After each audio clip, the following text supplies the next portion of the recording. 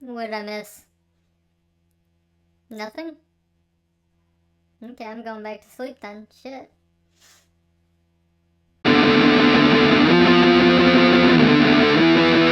Welcome back, everyone, to another week of Flix Friyay! And go ahead, and before we get started, slap that notification button, slap that subscribe button, and smack that like button, because you're not going to want to miss these weekly uploads. Now, let's get into the video. So this week, we're going to be reviewing a little-known movie.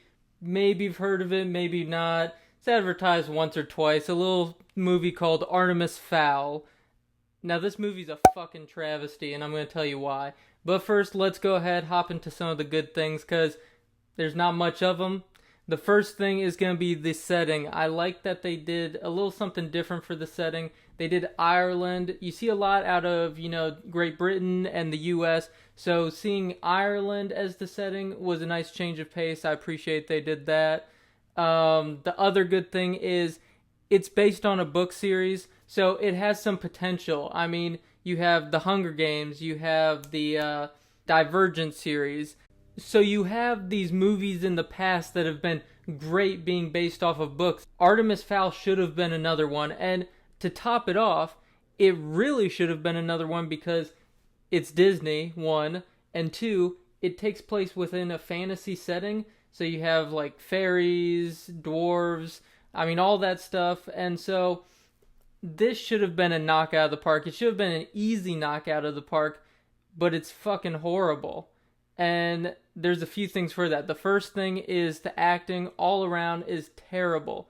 You have the main character, Artemis Fowl, he's a younger actor, so I hope that he does get a chance at more roles and can grow as an actor. But his acting here is not good. It's pretty stiff. It's pretty stale. Then you have, Hagrid looking guy that speaks like he's in Batman Begins or something. And then you have all the other characters. You have Butler and I think Butler's daughter or niece. And you have the elves. And you have the, the handler or whoever from 007. Really famous actress. And she's in this piece of crap. And she has some very cringy lines. One, she gets off this plane and she goes, "Top of the morning."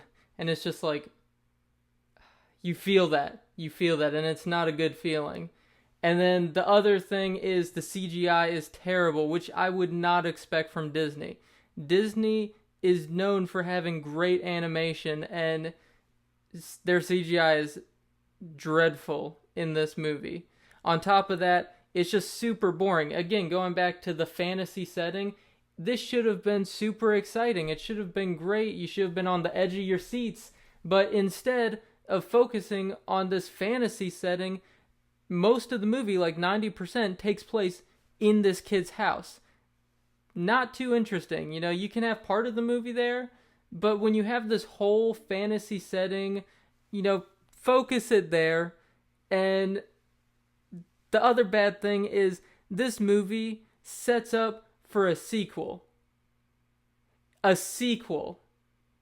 There's no way in hell this movie's getting a sequel. No way.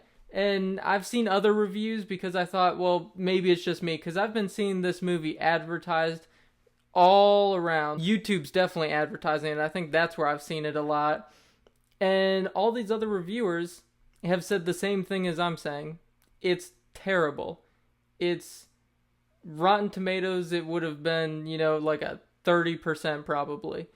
And it's just not good. The writing's not even good, because there's a part where Artemis Fowl has on these reflective glasses so the elf can't, control his mind and screw up his plan that's going smoothly. And they barely know each other. She's in a cell that he created because he doesn't trust her. He doesn't know her.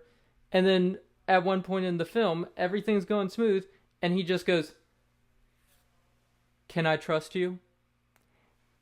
Why is he going to take off the reflective glasses that are protecting him from an elf that he does not know? He does not trust this person at this point. Honestly, the trailers were the best part of this movie.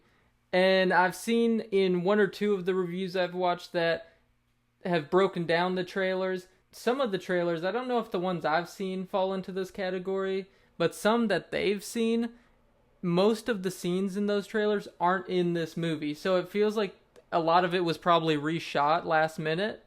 And if that's the case, it shows. It's not good. They shouldn't have released it, honestly.